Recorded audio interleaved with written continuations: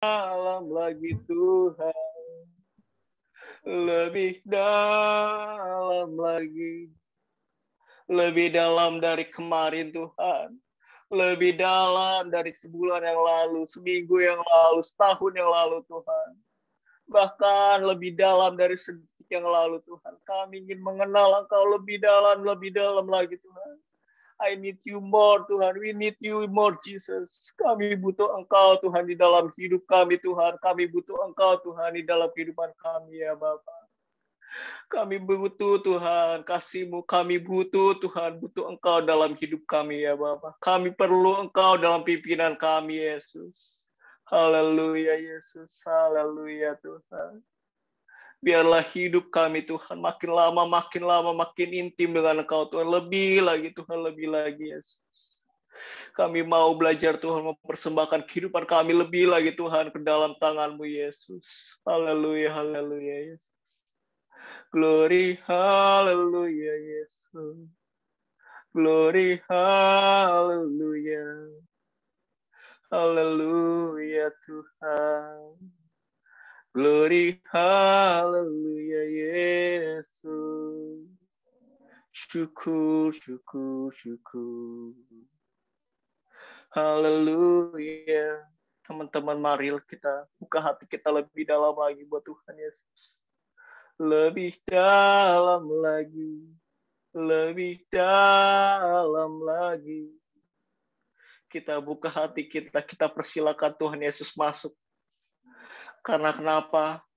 Ketika Tuhan Yesus masuk dalam hidup kita, saya percaya hidup kita akan diubahkan. Hidup kita akan berbeda.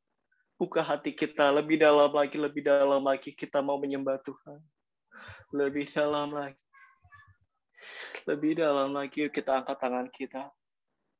Satu tangan kita taruh di dada kita. Sama-sama kita menyembah Tuhan. Hidupku hanyalah untuk-Mu. Segenap hatiku takjub akan kebaikan-Mu. Nafasku dan nafasku menciptakan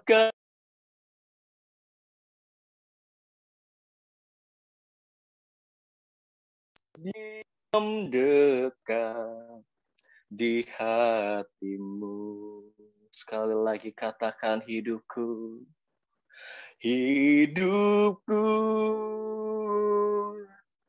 hanyalah untuk-Mu. Segenap hatiku takjub akan kebaikan-Mu.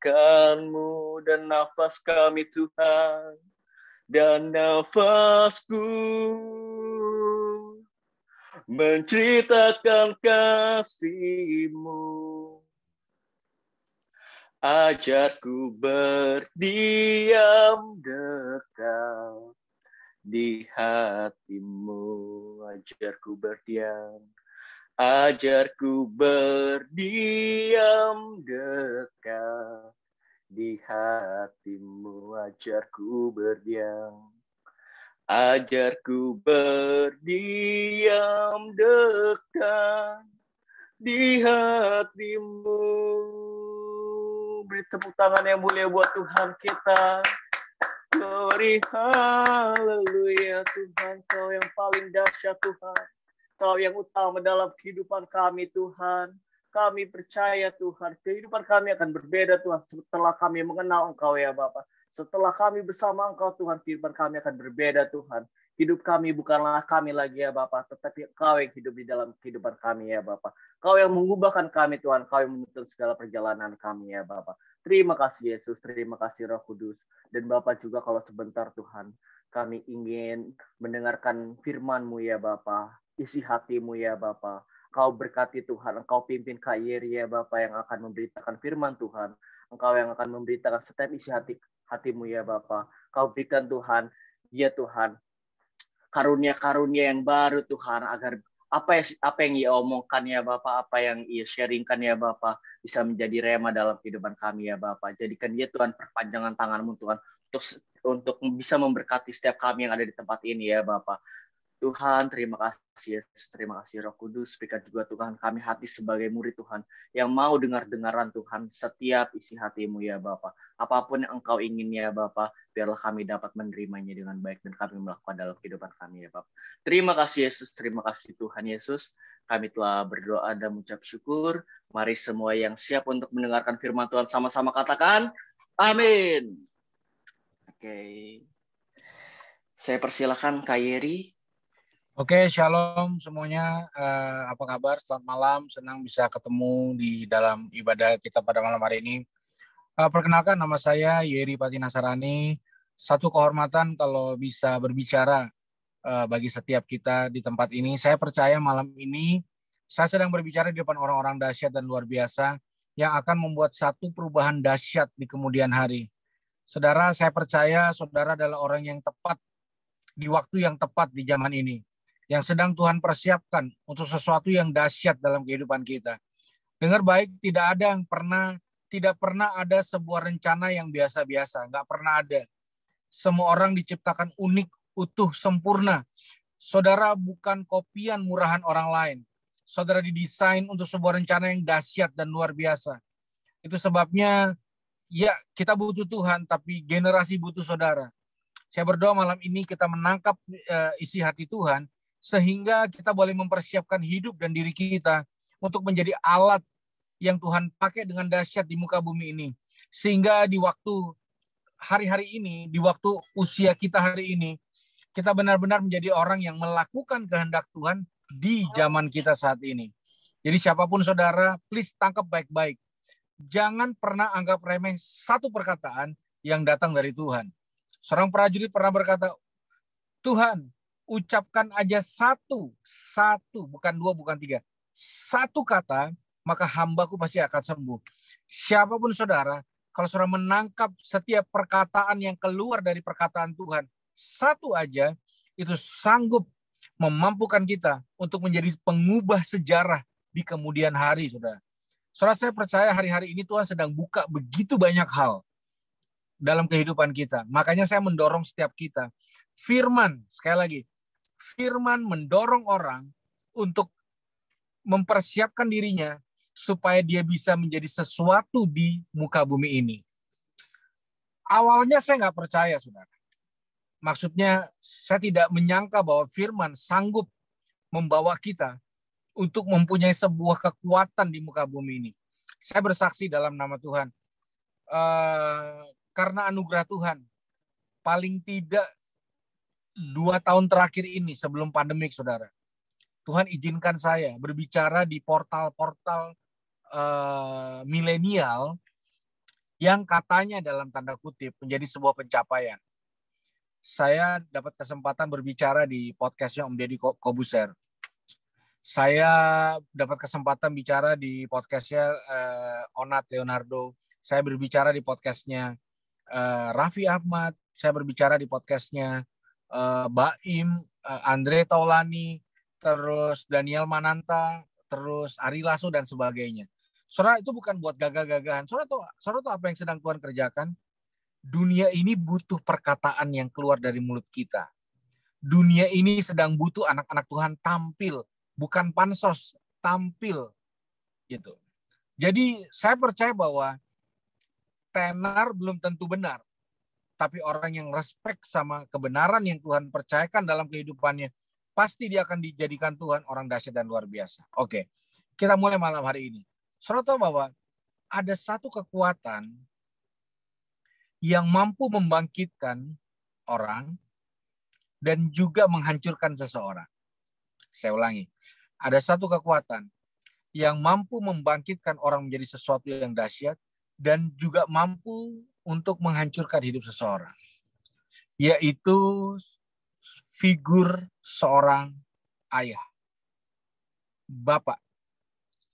Saudara harus syukuri kita diberi sebuah anugerah memanggil Tuhan itu bapak, babe, ayah, Dedi,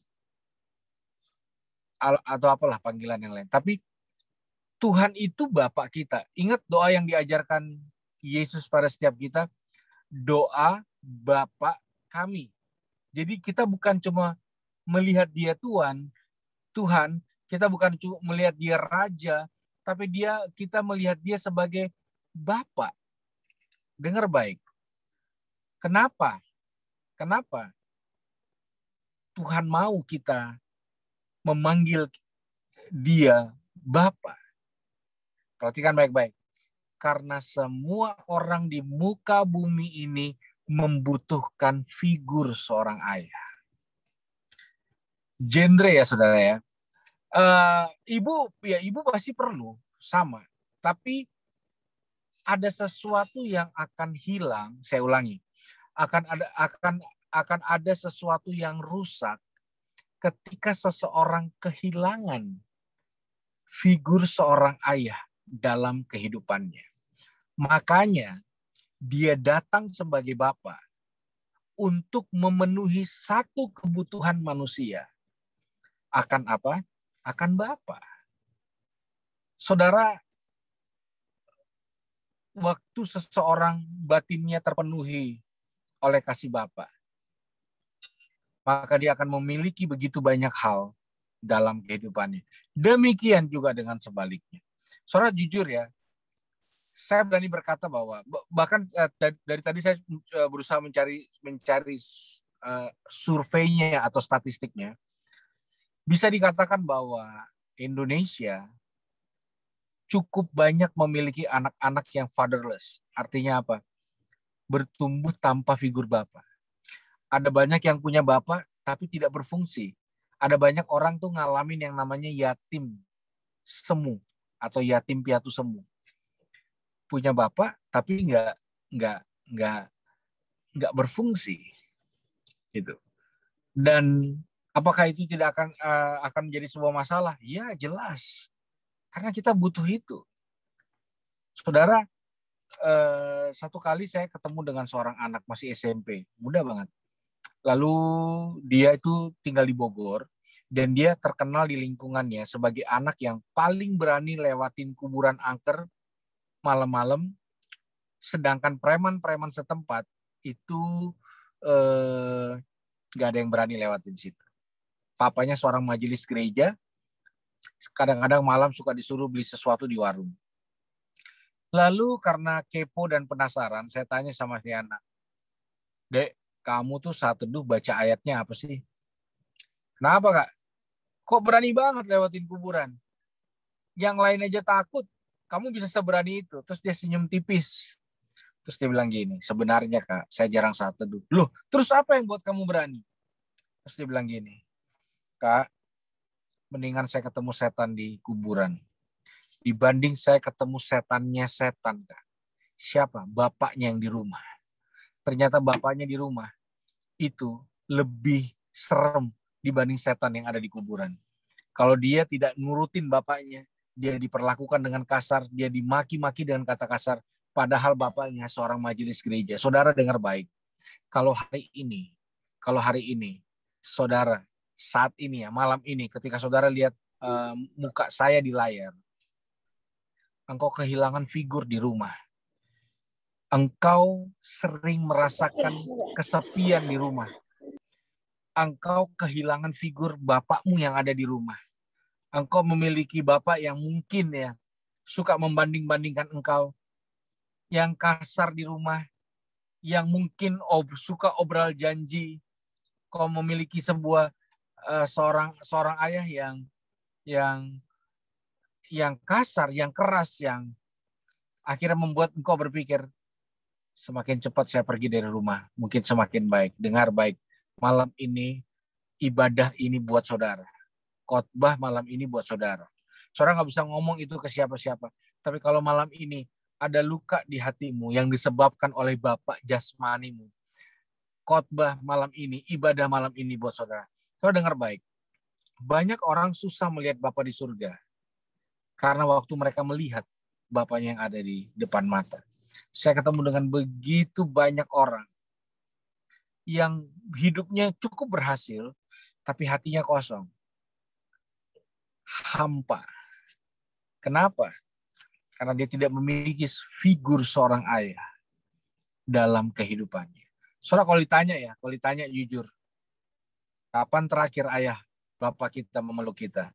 Mungkin banyak orang sulit menjawabnya. Banyak orang bahkan tidak terpikir akan dipeluk sama bapaknya. Tapi saya mau kasih tahu, dia datang sebagai bapak karena dia tahu semua manusia membutuhkan figur bapak. Saudara tahu apa yang terjadi dalam hidup seseorang ketika dia menemukan figur bapak dalam kehidupannya? Saya ajak kita lihat firman Tuhan dalam Yohanes 14 ayatnya yang ke-8. Mari buka dengan saya Yohanes 14 ayat yang ke-8. Saya akan jelaskan buat saudara apa yang terjadi, apa yang akan terjadi ketika seseorang kehilangan figur Bapa dalam hidupnya. Yohanes 14 ayat yang ke-8, demikianlah firman Tuhan. Kata Filipus kepadanya, Tuhan, tunjukkanlah Bapa itu kepada itu sudah cukup bagi kami. Yang dibilang sama Filipus sama Yesus, tunjukkanlah Bapa kepada kami, lalu itu sudah cukup bagi kami. Saudara, apa yang didapatkan ketika seorang mengalami figur seorang ayah, dia akan memiliki yang namanya rasa cukup. Jawab pertanyaan ini dalam hati. Apakah kita punya masalah dengan rasa cukup? Saudara, hidup yang paling mengerikan di muka bumi ini, menurut saya, ketika kita nggak punya rasa cukup. Satu handphone kurang ya wajar. Tapi kalau satu pacar kurang, itu udah mulai nggak wajar. Satu suami kurang, satu istri kurang, satu gereja kurang, satu gembala kurang. Kalau kita terus hidup dalam rasa kurang, kita akan hidup dalam pencarian yang nggak ada ujung. Saudara dengar baik. Saya ketemu dengan begitu banyak karena saya melayani banyak anak-anak yang terpapar dengan narkoba. Saya ketemu dengan begitu banyak orang yang menghabiskan hidupnya dengan seks, dengan drugs, hanya untuk mencari kata cukup. Satu pacar kurang, satu kali seks kurang, seks sama lawan jenis kurang, seks sama sesama jenis kurang. Maaf, beberapa memutuskan mengambil satu kehidupan seks yang ekstrim yang saya aja malas ngomonginnya. Tapi hati-hati dengan rasa kurang yang ada dalam hidup kita. Saudara, Adam dan Hawa sudah punya semua. Dia nggak kekurangan apapun. Kalau Adam gombalin Hawa, dunia milik kita berdua. Benar, emang cuma mereka berdua. Nggak ada lagi yang lain. Semua yang di dunia punya Adam dan Hawa. Semua. Jadi apa? Nggak ada kekurangan sedikit pun. Nggak ada. Lalu datanglah iblis. Memakai cara yang sama seperti dia menghancurkan generasi hari-hari ini. Yaitu apa? Memanfaatkan rasa kurang. Yakin Bapak Adam sudah punya semua? Ibu Hawa, yakin udah punya semua? Coba cek ada pohon di sana yang buahnya belum kamu punya. Tadinya rasa berlimpah, langsung rasa kurang. Saudara pernah gitu nggak alami? Selagi berdoa Tuhan dapat sesuatu, begitu saudara dapat, teman-teman saudara dapat yang lebih. Apaan sih ini? Saudara dapat satu pasangan hidup yang benar-benar saudara pengen. Tiba-tiba sahabat baik saudara dapat yang lebih tajir, dapat yang lebih ke Korea-Koreaan, lebih baik, lebih rohani, lebih ganteng, lebih seksi. Langsung saudara lihat pacar saudara di depan yang tadinya saudara doakan. Apaan sih ini? Pernahkah saudara mendapat satu blessing tiba-tiba ketika saudara kanan kiri, saudara bayangin dapat motor, tapi sahabat baik saudara dapat mobil. Saudara lihat tuh motor, apaan sih ini motor? Hati-hati dengan rasa kurang. Rasa kurang akan menyeret. Saudara tahu ya, kan sebagian besar saya rasa sudah masuk usia kerja ya, betul nggak sih? Ya kan? Saudara tahu ya, orang marketing kadang-kadang kan suka lakukan ini. Misalnya, saya ngomong sama Edwin, saya mau nawarin produk nih. Kamu nggak mau naik kapal pesiar akhir tahun ya, Twin?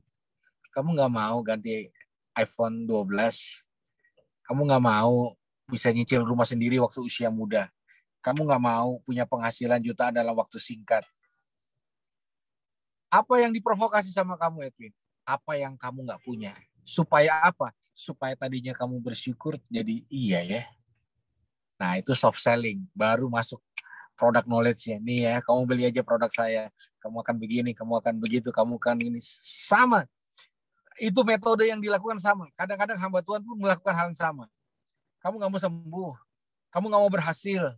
Kamu nggak mau dipakai Tuhan dengan dahsyat. Nih, lakukan produk saya. A, B, C, D. Sama. Kenapa orang bisa terprovokasi untuk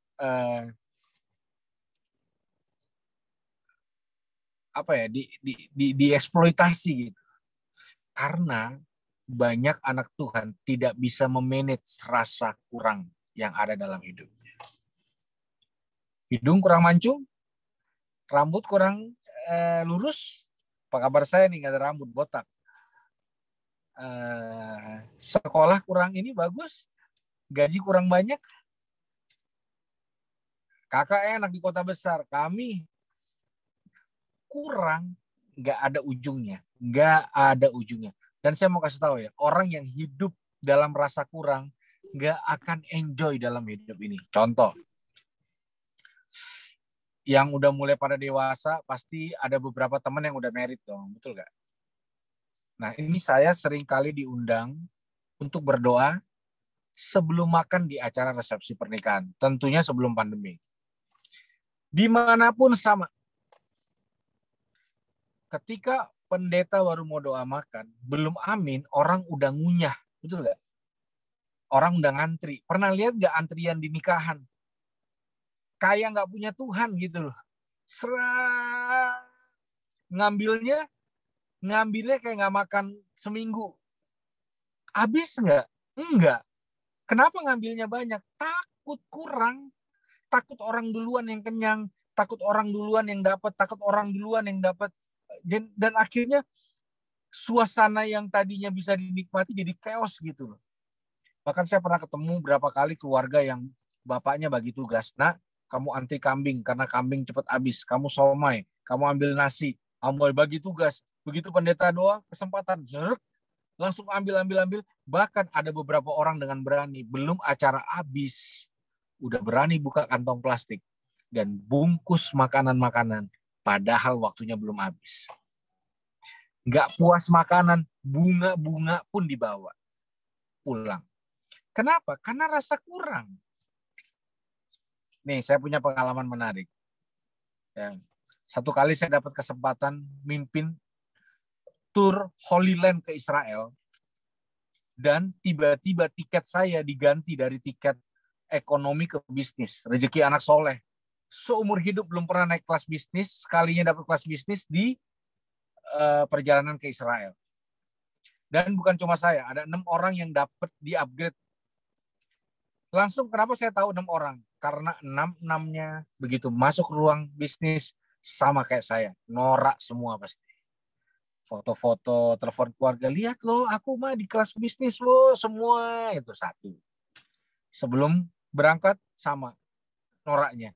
Bisa lo dimundurin kursinya. Oh bisa mijit sendiri. Wah udah heboh. Selama perjalanan, ini 6 orang. Ya kalau sama perjalanan saya mulai berkurang. Makin kelihatan karena kelas bisnis bisa pesan apa aja. Jadi satu bapak ngobrol sama sebelahnya, Pak ini kelas bisnis, jangan sampai kita rugi, pesan semua yang kita bisa. Jadi selama perjalanan makan, minum, makan, wah udah begak. Papa mau mendarat Pak, pesan lagi terus. Tiba-tiba di ujung saya lihat ada satu orang bapak. Ini yakin, ini tidak di-upgrade pasti. Duduk manis, baca koran, ada kue satu sama satu cangkir teh, santai.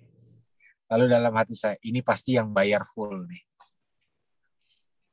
Kenapa? Beda karakternya. Yang bayar full, dia pesan semua, pasti dapat. Tapi dia pesan yang cukup aja buat dia. Dan itu cukup. Banyak orang nggak enjoy, marah lihat orang berhasil, kayak nggak punya sebuah kepuasan. So sadar nggak kadang-kadang kita terprovokasi karena kita rasa kurang. Gitu. Contoh misalnya, zaman saya sekolah dulu, orang kalau pakai celana cutbray, orang pasti nggak pernah dengar istilah itu. Cutbray itu bawahnya tuh kayak jenggo gitu loh. Nah zaman sekarang kan kayak ketat-ketat gitu ya. So bayangin, saya ini perut gede. So bayangin kalau saya memaksa tren, saya pakai baju ketat, celana ketat, bagus enggak, kayak lemper iya. Tapi banyak orang berani lakukan. Kenapa? Karena orang takut banget rasa kurangnya itu. Beneran, saudara. Saya ketemu dengan orang yang nggak pernah nyampe dalam ujungnya. Nah, malam ini saya punya kabar baik. Saudara tahu, puncak dari rasa cukup adalah ketika kita mengenal Bapa dalam hidup kita. Ketika Bapa tuh kayak kepuasan batin yang jujur, ketika kita tidak dapatkan itu, dan jadi mulai masalah. Saya ketemu, saudara, banyak banget teman-teman saya yang perempuan yang akhirnya hamil di luar nikah, yang akhirnya terjerumus dengan kehidupan seksual yang cukup dalam. Padahal pendiam, padahal dalam tanda kutip alim gitu. Ternyata selama dia di rumah, bapaknya nggak pernah bilang dia cantik, hai cantik. Bapaknya nggak pernah rangkul, bapaknya nggak pernah apresiasi, bapaknya nggak pernah memberikan penghargaan kepada anak perempuannya. Sehingga anak perempuannya minder di rumah, aku kurang mancung, aku kurang putih, aku kurang tinggi, aku kurang lurus, aku kurang langsing. Dan bapaknya nggak pernah apresiasi. Sedangkan di luar rumah, ada laki-laki pemabok, nggak punya masa depan, berandalan. Tiap hari bilang, halo cantik, kamu tuh amazing. Kamu tuh kayak matahari. Kamu tuh, dan akhirnya dia jatuh cinta sama laki-laki yang gak jelas itu. Karena butuh apa yang dia gak dapat dari bapaknya. Laki-laki kadang mengeluarkan emosinya, meluapkan menjadi orang yang gak jelas di luar rumah. Karena dia membutuhkan apresiasi. Nah, saudara sering dengarkan kata ini. Kalau kamu pintar, kamu anak bapak. Kalau bukan, nggak tahu anak siapa. Pas pulang sekolah ditanya sama bapaknya, gimana nah ujian kamu hari ini? Terus anaknya bilang, hancur bro, hancur banget bro, gila hancur banget ulangan gua. Ya, tapi ya itu menyedihkan sih. Saya berharap malam ini kita bisa menangkap satu pesan Tuhan, di mana kita bisa merdeka dari rasa kebutuhan akan ayah. Saya tidak mendorong malam ini saudara membenci ayah saudara. Tapi saya mau kasih tahu dalam nama Yesus, ketika ayah saudara tidak berfungsi seperti yang seharusnya, maka saudara memiliki sebuah rongga luka yang kadang-kadang kita butuh banyak hal untuk ngisi dan gak pernah puas, saudara. Gitu. Kita seperti haus akan kasih, apresiasi, haus akan, dan ketika itu nggak dapat, itu akan membuat satu rasa yang sangat tidak nyaman dalam hati seseorang. Itu sebabnya kadang-kadang orang sulit banget happy. Saudara pernah rasa nggak ini kesepian di tengah keramaian? Saudara pernah rasa nggak lagi rame-ramenya tiba-tiba ada sesuatu yang deep, yang sepi banget, yang saudara juga nggak suka dengan perasaan itu. Saudara nggak nyaman dengan perasaan itu. Saudara pernah nggak rasa mungkin di sebelah orang yang saudara sayang, saudara suka, tapi tetap saudara rasa sepi. Ya, karena itu nggak bisa diisi oleh apapun, saudara. Kecuali kasih seorang Bapa. Kasih figur seorang yang memiliki cinta yang deep, yang dalam atas hidup kita. Jadi hari ini, kalau saudara terluka, kalau saudara pernah ngomong gini, meskipun dalam hati, saya nggak pernah minta dilahirkan. Itu betul. Itu betul. Makanya, dengar baik. khusus laki-laki yang calon ayah, dengar baik. Tidak ada luka yang sangat deep ketika seseorang terluka sama figur Bapa yang ada di depan. Itu sebabnya malam ini saya mau mendorong saudara. Buka hati saudara. Izinkan Bapa surgawi menyentuh hati saudara. Saya berdoa malam hari ini. Hati dan batin kita dipenuhi oleh kasih Bapa yang sempurna. Saudara dengar baik. Dengar baik. Waktu kita merespon Dia sebagai Bapa, maka akan terjadi sebuah pemulihan yang deep, yang dalam. Dan saudara tahu ketika itu terjadi sebuah pemulihan, maka kita akan mengalami yang namanya cukup. Bapa cukup gak buat kita? Cukup. Cukup. Yesus cukup gak? Cukup. Dan rasa cukup itu power. Power besar untuk kita menaklukkan dunia ini. Mari malam ini buka hati kita. Dimanapun saudara berada, saya minta pada hitungan ketiga, tutup mata saudara, carilah tempat yang nyaman.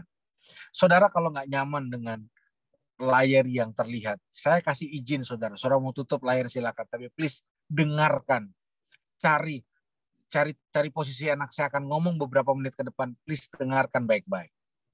Hitungan ketiga, tutup matamu saudara, 2, 3. Malam ini saya mau berdoa buat saudara yang engkau tahu ada luka di dalam hati, ada kecewa di dalam hati, ada satu rongga, ada kesepian yang dalam, ada ketakutan, ada kekhawatiran. Kau seperti tidak pernah merasakan itu. Kau sering mendengar kesaksian-kesaksian orang, tapi sudah lama kau menyimpan sesuatu di dalam hatimu yang begitu dalam, begitu kuat. Dan hari ini kau mau mengizinkan Bapa Surgawi menyentuh hidup. Dan saat ini juga dalam nama Yesus Tuhan, dimanapun kami berada, jamah hati kami, sentuh hati kami. Aku berdoa kasih Tuhan menyentuh. Aku berdoa kasih Tuhan menjamah. Aku berdoa kasih Tuhan mengalir, peluk kami Tuhan. Biarkan malam ini kami mengalami cinta-Mu yang dalam, cinta-Mu yang kuat. Aku berdoa dalam nama Yesus Tuhan, dimanapun kami berada. Bapa mengasihimu. Dengar baik, ada satu pribadi yang mencintaimu. Mencintaimu begitu dalam. Bukan karena kamu baik, karena dia baik. Dia adalah Bapamu surgawi. Bapa surgawi. Bapa dalam nama Yesus. Jamah dan sentuh hidup kami. Penuhi batin kami dengan cintamu yang abadi. Dalam nama Yesus, kami berdoa dan mengucap syukur. Haleluya. Amin. Saya kembalikan kepada yang berwajib. Ya, terima kasih Kak Yeri atas firman Tuhan yang telah disampaikan pada malam hari ini, sungguh luar biasa. Tuhan berkati. Ya teman-teman, selanjutnya kita mau ada pertanyaan. Tanya jawab. Bisa Ya, dipikirin. Yang mau bertanya, bisa langsung raise hand-nya aja, langsung nyalain kameranya. Open mic atau bisa diketik di chat. Kalau nggak bisa lewat mic, bisa langsung ketik aja di chat. Ya mungkin sambil berjalan ya pertanyaan yang lagi dipikirin, aku mau nanya nih Kak Yeri. Silakan. Kita kan kadang ya mungkin dari beberapa di sini juga mungkin ngerasain kali ya. Ada yang punya banyak saudara dan kita tuh kadang suka dibanding-bandingin gitu. Ya. Terus gini, kenapa kamu nggak bisa kayak dia, kakak kamu atau adik kamu gitu? Prestasinya lebih bagus daripada kamu gitu kan? Terus kita sakit hati gitu kan, kita pendem gitu kan. Tapi kita nggak bisa nyampein ke sosok bapak kita ini gitu. Terus kadang juga kita mau mengampuni tapi susah gitu kan. Itu gimana tuh Kak? Ya, makanya ketika kita sadar bahwa bagaimana cara Tuhan lihat kita, maka sebenarnya statement-statement pembandingan itu akan selesai di batin kita. Kalau kita baca firman, kamu tuh berharga dan mulia di mataku. Kamu tuh biji mata Tuhan. Jadi mungkin Bapak kita mengekspektasi dan membandingkan, tapi Bapak di surga enggak. Bapak di surga kita terima apa adanya. Bapak di surga tidak punya anak emas. Bapak di surga tidak pernah salah pilih, gitu.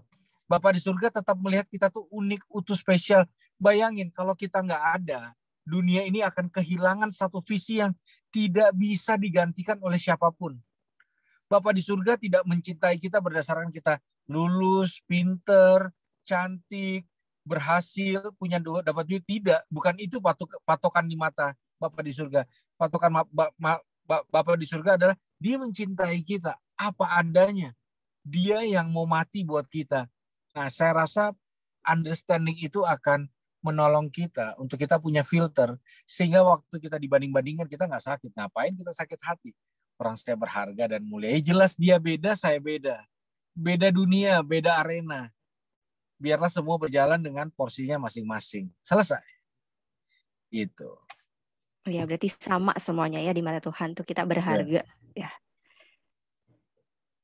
Ya, nih ada pertanyaan Kak dari Enca.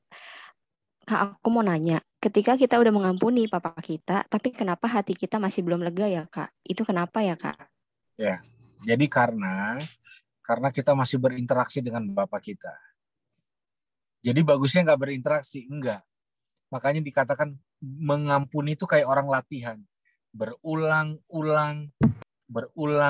Karena konflik sama Bapak nggak ada habisnya. Karena dia Bapak kita. Sampai kapan? Sampai dua-duanya hidup. Sampai kapanpun itu bisa terjadi. Nah, makanya penting banget ketika kita belum bisa mengampuni, kita pindah fokus ke kasihnya Tuhan. Maka kita punya sebuah kemampuan yang melegakan kita gitu.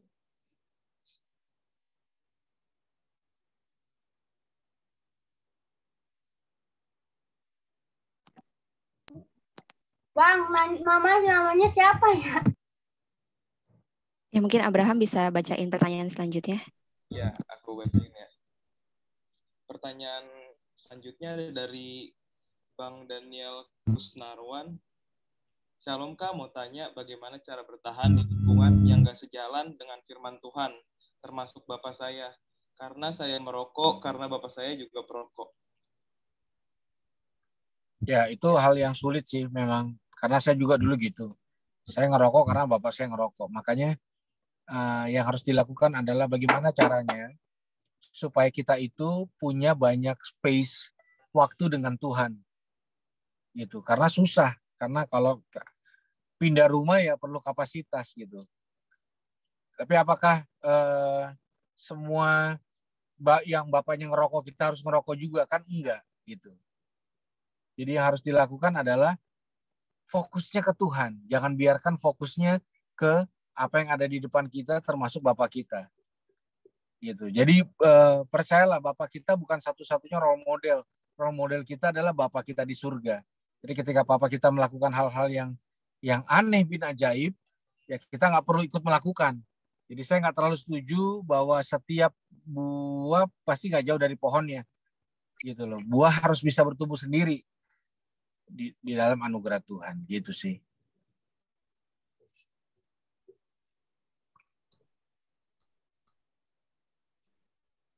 Oke, selanjutnya Firman katanya mau nanya. Apa pertanyaannya? Ya, sorry telat join, soalnya tadi saya baru pulang. Nah, sebenarnya saya pengen nanya satu hal nih. Ini kan berhubung topiknya soal kebapakan, berarti kan apa ya, segala sesuatu yang berhubungan dengan ayah kita, figur ayah kita, benar kan? Nah, itu dalam hal ini saya mau bawa angle-nya tuh beda. Jadi kalau misalnya kan dalam namanya komunitas pasti ada sosok bapak gitulah ya. Jadi bapak yang namanya siapa kita, mengayomi kita, memperhatikan kita. Gitu. Nah, pertanyaannya gini, seringkali kita dipertemukan dengan sosok-sosok yang mungkin si bapak ini kadang tidak mengerti dia ingin supaya kita memperhatikan dia gitu. Dia menginginkan kita agar menolong dia. Tapi mungkin gara-gara satu hal atau bagaimana, ketika kita sudah bantu dia, nah justru bukannya mendukung atau bagaimana gitu ya, tapi justru malah semangatnya jadi kayak nggak ibaratnya itu menurunkan semangat gitu ya. Jadi kita sudah memberikan solusi yang terbaik gitu, cuma kita kadang-kadang kayaknya beda banget gitu. Jadi sebenarnya gimana sih cara kita menghandle orang-orang seperti itu gitu, maksudnya gimana cara kita supaya kita memberikan pengertian kepada bapak kita gitu, apa yang harus kita lakukan, kira-kira itu aja sih Kak. Ya, menarik sih, karena kita pasti akan terjebak dengan sebuah budaya bapak adalah bapak, anak adalah anak gitu. Iya. Itu udah skakmat kalau dari situ. Sebagus apapun nasihat anak, ya itu datang dari anak. Kalau anak bacain bapaknya ayat, mungkin bapaknya bisa ngomong, sebelum kamu lihat matahari, saya udah baca Alkitab. Mungkin begitu kurang lebih gambarannya. Jadi pasang ekspektasi sih. Jangan berharap tinggi bahwa nasihat-nasihat kita akan diterima sehingga kita kecewa kalau nasihat kita tidak diterima. Gitu menurut saya sih. Jadi jangan over expectation berarti gitu ya. Iya, gitu. Karena bagaimana Papa berubah sebenarnya melalui tangan Tuhan, bisa juga perantaranya kita. Tapi kalau kita ekspektasiin bahwa meskipun itu benar, iya, saya rasa kita harus tetap berpasang ekspektasi. Karena jebakan itu bukan jebakan ya, maaf. Budaya itu sulit ditembus di Indonesia Timur. Bapak minta maaf tuh, waduh langka sekali. Itu mujizat. Kayak mengubah air jadi anggur itu. Seorang bapak mengakui minta maaf sama anaknya. Itu sulit sekali. Jadi jaga hati kita dengan jaga ekspektasi kita. Dan pertahankan nilai kita kalau itu benar. Jangan dikubur. Gitu. Jangan kubur mimpi-mimpi kita, pemikiran-pemikiran kita hanya karena nggak diterima. Siapa tahu nanti kemudian itu bisa berguna buat bapak kita atau buat orang yang lain. Oke. Itu sih. Sip, thank you Kak Ferry. Ya, makasih. Oke, mungkin dari aku last question ya Kak Yeri. Silakan. Tadi kan Kak Yeri kan di sharing firman-nya kan bilang kalau kita tidak berhubungan dengan baik dengan ayah itu kan kayak semacam ada rongga gitu kan ya. Ya. Nah, apakah itu berlaku untuk anak-anak yang anak-anak yang ditinggal meninggal oleh ayahnya? Kalau memang iya, bagaimana cara kita mengobati rongga itu? Misalkan dia anak ditinggal ayahnya ketika mungkin umurnya masih kecil gitu loh Kak. Jadi kan dia tidak merasakan kasih seorang ayah. Ya. Ya, itu sebuah realita itu. Apalagi masa pandemi COVID-19 ini banyak banget anak-anak yang kehilangan bapaknya. Maka yang harus kita lakukan adalah nggak ada satu manusia pun bisa menggantikan figur bapaknya, betul nggak? Betul. Makanya saya sulit terima dengan konteks bapak rohani itu ya plus minus lah. Sulit buat saya menerima konsep bapak rohani. Karena kalau dia bapak rohani, misalnya saya punya anak rohani. Nah, anak kandung saya sakit, anak rohani saya sakit, pasti saya akan milih anak kandung saya. Gitu. Nah, jadi bagaimana? Kita harus menguasai pemahaman tentang Tuhan sebagai Bapa dan berjuang memperkenalkan orang bahwa Tuhan itu sebagai Bapa. Jadi ketika kayak saya, papa saya udah 10 tahun meninggal. Kalau saya bergantung sama papa jasmani saya, begitu papa saya meninggal, ya udah goyang hidup saya. Tapi kan enggak. Kenapa? Saya punya Bapa rohani, saya punya Bapa surgawi yang ada sama saya setiap saat, memeluk saya setiap saat, memberikan rasa aman setiap saat. Dan saya rasa kita perlu ngalamin dulu supaya kita bisa memperkenalkan itu pada orang lain. Nah, kadang-kadang kita belum ngalamin dan kita nggak bisa memperkenalkan itu buat orang lain. Oke. Thank you Kak Yeri. Siap.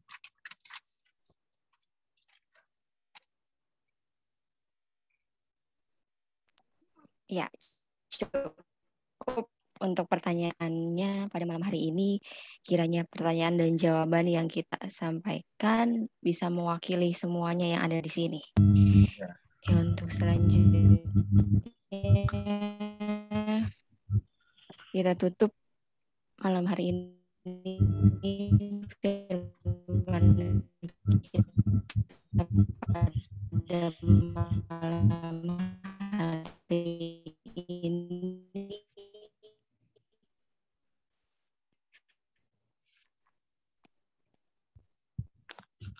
Ya. Terima kasih Saya serahkan Tuhan. kepada Hezifani. Oke. Mari kita satukan hati kita, teman-teman. Terima kasih Tuhan, terima kasih Bapak buat Halo, Hezifani.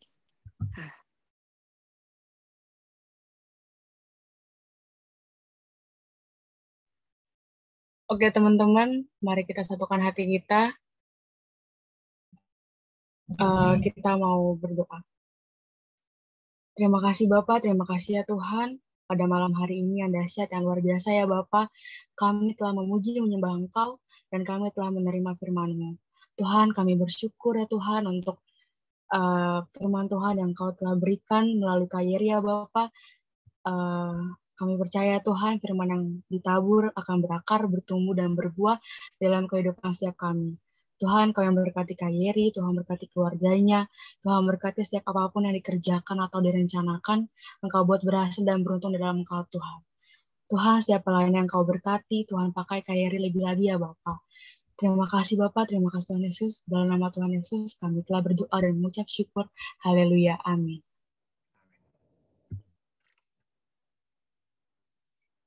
Saya kembalikan ke Ko Edwin. Oke, terima kasih buat Kak Yeri atas sharing firman-Nya malam hari ini, luar biasa. Thank you banget Kak. Siap. Pengumumannya kita 2 minggu lagi, di minggu kedua nanti di bulan September, seperti biasa akan dikabarkan nanti ibadah kita secara online seperti ini atau kita sudah bisa onsite, belum ada kabar, tapi nanti akan dihubungi melalui grup-grup WA komunitas yang ada. Jadi saya harap teman-teman tetap on fire, tetap semangat meskipun kita secara online. Saya yakin apinya tetap sama. Seperti hari ini kita mendapatkan luar biasa bagaimana kita bukan hanya melayani generasi, tapi melayani generasi yang kehilangan kasih Bapa. Nah, ini tugas kita juga semua teman-teman. Bersama Kayeri juga, saya tahu Kayeri berkecimpung sangat luar biasa di komunitas-komunitas seperti ini. Dan saya yakin kita juga bisa sama, kita juga punya tugas yang sama seperti itu juga teman-teman. Dan itu aja mungkin pengumumannya. Jangan lupa minggu depan kita ada pool setiap hari Jumat jam 19.30 juga. Nanti juga akan di-share link secara online-nya, secara Google Meet. Dan thank you buat teman-teman yang udah join malam hari ini. Saya yakin kita semua mendapatkan rasa cukup itu cukup yang sama gitu. Jadi gimana caranya kita hari-hari ini memiliki rasa cukup yang seperti Kak Yeri bilang.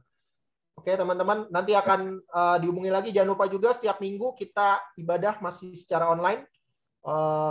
Link YouTube-nya akan dibagikan kepada grup-grup WhatsApp yang ada. Dan ya malam hari ini sebelum kita tutup dan nanti ditutup doa berkat oleh Kak Yeri, kita sama-sama doa buat Roland, teman kita yang hari ini yang dari beberapa hari kemarin sedang mengalami sakit. Ya, kita berdoa bersama-sama. Dan akan ditutup nanti oleh doa berkat oleh Kak Yeri. Haleluya. Terima kasih ya Tuhan buat malam hari ini Tuhan. Kalau Engkau mengajarkan betapa Engkau sungguh sangat mengasihi kami ya Tuhan. Kami ucap syukur, kami bersyukur